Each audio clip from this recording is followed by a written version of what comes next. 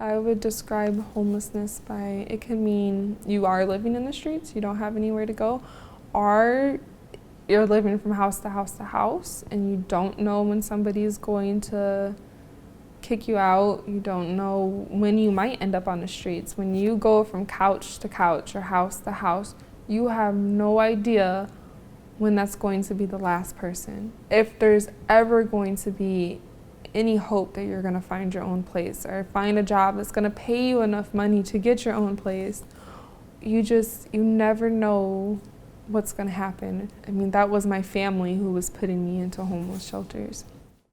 I lost my mom when I was 17 and my brother was 14 when we were living in Hammond. She died of cancer. We didn't have a lot of family. We were losing the house that my mom lived in. My mom's husband walked out on us. My brother's dad was a drug addict and couldn't do much for us. Before I turned 18, I went to legal aid, and they were able to help me as long as my brother's dad was willing to sign over his rights. And he was. And I took custody of my brother when I turned 18. And we had got some life insurance from my mom in order to get a place, pay the first year's rent, and get him in school and get the furniture and clothes that he needed. It was really hard. We didn't have nobody else. I mean, our situation wasn't that great in the first place, considering my mom was an alcoholic and a drug addict. But when somebody looked at me and said I wasn't going to get custody of my brother, I had to get custody of him. I didn't want to lose my mom and my brother at the same time. It was a lot to take care of. He was a handful, especially after losing your mom. That's a traumatic stage to go through. And I understood because I lost her too, but he took it so much harder than I did that I couldn't wrap my hands around it, and I couldn't deal with it because I have my own emotional problems. And I'm like, how am I going to deal with your emotional problems when I have my own? I don't know what to do. And he didn't talk about it. He still does not talk about it to this day. He told me one time, he's like, I think it was better off that mom died. And I was like, why would you say that for? And he was like, because it made us better people. He was like, if we would have stayed with our mom, then the situation might not have played out the same. She taught us everything not to do. That's the way we look at it. She loved us, but she didn't love herself enough to take care of us the right way like she should have. So she taught us what not to do. And I think we beat statistics pretty well. I had him for a year, and he didn't listen to me so well. I had to put him on probation because he had 80 truancies in school. And at that point, he didn't know I put him on probation. He thought that the school did it. And I was okay with that. But he looked at me, he's like, Shauna, I'm not gonna listen to you. He was like, you're my sister. It was just like two teenagers living with each other and fighting all the time. So he moved in with his friend's mom, and he graduated on honors.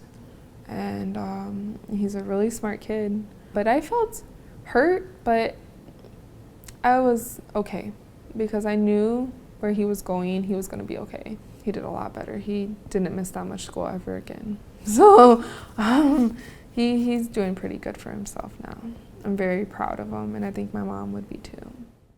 It was after I took custody of my brother. We had our own place, but we lost it. My brother moved out, and then I went to stay with a friend, and I found out I was pregnant.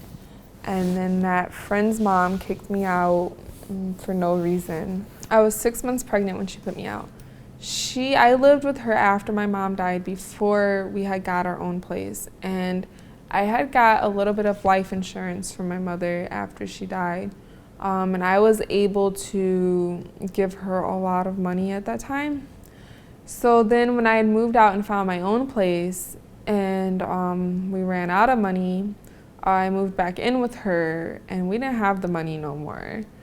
And so I was still providing food and cleaning up, and it wasn't enough. Then I moved in with my son's father and his sister, and then she left to move to another state. So then I ended up moving in with my aunt, and this is all after I had Jaden. And then we moved to Hammond, back to Hammond, and we lived with her, and then she put me out, and she put me in a homeless shelter in Hammond. She didn't kick me out technically. What she did was she said that she thought if I lived in a homeless shelter that it would help me get on my feet faster than me living with her. So that was her opinion of it. And not saying it didn't work, but the way she approached it felt different, because she took my stuff and she sold it in yard sales or took it somewhere else and gave it to other people. So I was pretty upset. And it was my son's stuff too, like his walkers, his swings, all of that stuff. She took it and she just got rid of it because I couldn't come and get it because we were in a homeless shelter. We didn't have transportation. So I think she could have handled that a little bit different.